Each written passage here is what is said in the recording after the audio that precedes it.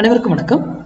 Post market ரிப்போர்ட்டில் காலையில் கொடுத்துருந்த pre market லெவலில் கொடுத்துருந்த லெவல்ஸ் ஒர்க் ஆயிருக்கா இல்லைன்றது இந்த போஸ்ட் மார்க்கெட் ரிப்போர்ட்டில் பார்க்கலாம். இது மேக்ஸ் அடிப்படையில் நம்ம இருக்கக்கூடியதுங்க. நம்ம வந்து ஒரு ப்ரைஸ் ஆக்ஷன் ஓப்பன் இன்ட்ரெஸ்ட் எந்த எதுவுமே பார்க்கறதுல நியூஸ் எதுவுமே நம்ம கேட்பது கிடையாது. சம் மேக்ஸ் சட்டன் ரூல்ஸ் அவ்வளோதான். அதை வச்சு நம்ம ட்ரேட் என்ன நடந்திருக்கு எப்படி இருக்குது அப்படிங்கிறத பார்க்கலாம். இன்றைக்கி நம்ம கொடுத்துருந்தது 26,100 கார்டு 142 ரூபீஸ்க்கு எபோ மேலே இருந்தால் மார்க்கெட் அப் சைடு, கீழே இருந்தால் பிலோவில் இருந்தால் டவுன் சைடு அப்படின்னு சொல்லியிருந்தோம். என்ன இருக்குது பாருங்கள், இந்த லைன் தான் நான் வெட்டி லைன் போட்டிருக்கேன் இன்றைக்கி.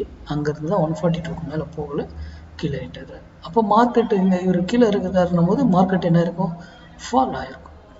அப்போது நம்ம ஒரு புட்டை தான் பை பண்ணுவோம், கரெக்டுங்களா? அப்போ புட்டு எந்த ஸ்ட்ரைக்கில் போயிட்டு எந்த விலையில் வாங்கி அதை எங்கே புக் பண்ணணும் அப்படிங்கிறது ரொம்ப முக்கியம்.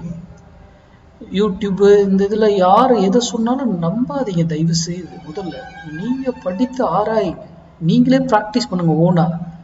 அப்புறமா அதை செயல்பட நடங்க. ஏன் நான் கொடுக்குறதையும் நம்பாதீங்கன்னு தான் சொல்கிறேன், புரியுதுங்களா? இது வந்து இதை வச்செல்லாம் நம்ம ட்ரேடே பண்ண மாட்டோம். இது ஒரு அடிஷ்னல் டூல், அவ்வளோதான். ஓகேங்களா? இந்த டைமில் போய் இந்த ஒரே ஃபஸ்ட் கேண்டிலே இவ்வளோ போயிருக்கு, எடுத்துக்க முடியுமா யாராவது ட்ரேட்? கிடையாது, கரெக்டுங்களா? அக்ரெசிவாக போய் எடுக்குவாங்களா? எடுக்க மாட்டேன்.